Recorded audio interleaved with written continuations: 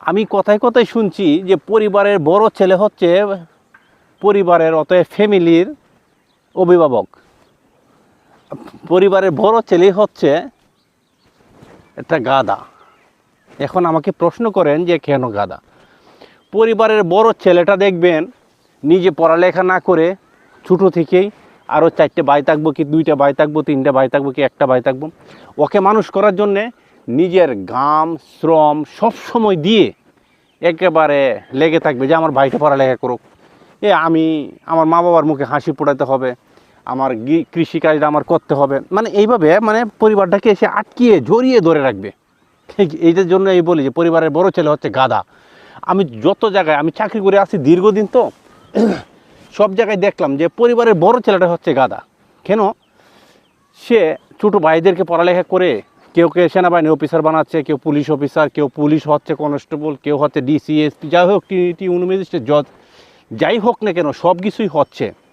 কিন্তু বড় ছেলেরা বোকা থাকে, সে নিজে পরিশ্রম করে নিজের শ্রম ঘাম দিয়ে সব কিছু করার পর তাকে একেবারে যখন 4-5 ভাই সবাই সেটেল হয়ে যায় তখন তাকে কি করে জানেন? পৃথক করে দেয়। এখন দেখেন সত্য না মিথ্যে? পৃথক করে দেয়। আপনার এলাকা ভেরিফাই করে দেখবেন, পৃথক করে দেয় কীভাবে? হাঁড়ি পাতিল হাতে দিয়ে যে তুমি চলে যাও ওই জায়গায়। আর যদিও না দেয় হাঁড়ি পাতিল হাতে দিয়ে, যদিও আলাদা করে না দেয়, তাহলে কি করে যে এখন ভাই তোমার মতো তুমি থাকো আর আমার মতো আমি থাকি, আমার তো বউ বাচ্চা নিয়ে সেটেল হতে হবে, ঢাকাতে থাকতে হবে, কি অমুক জায়গায় থাকতে হবে, যে জায়গায় চাকরি ওই জায়গায় থাকতে হবে। বিয়ের পরেই কিন্তু এই ভাবটা আসে। তখন কি কয় বড় ভাইয়ের প্রতি আর ছোটো ভাইয়ের কোনো নেশা নেই, তখন একেবারে কষ্টেই জীবন শেষ। আর এই যে কষ্ট করলো সারা জীবন, পড়ালেখা করালো ভাইদেরকে, সব কিছুই করলো, পরবর্তীতে এই যে দেখেন পরবর্তী সময়টাও কিন্তু তার কষ্টেই গেল। তো সেই জন্যই আমি বললাম যেন পরিবারের বড় ছেলেটাই হচ্ছে গাধা।